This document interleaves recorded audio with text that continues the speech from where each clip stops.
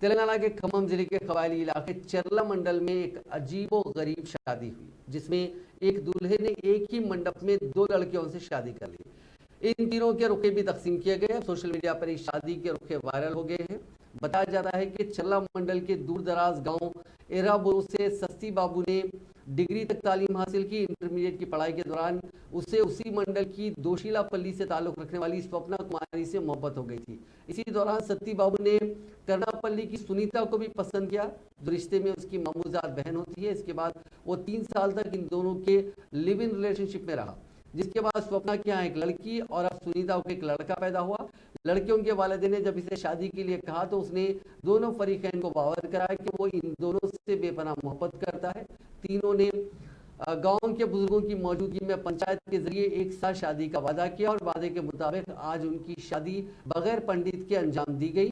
بتایا جاتا ہے کہ چند قبائلی خاندان میں شادی سے پہلے ساتھ میں زندگی گزارنے کا رواج ہے۔ ستی بابو کا خاندان بھی اسی قبائلی خاندان سے تعلق رکھتا ہے۔ اسی دوران چرلا پلی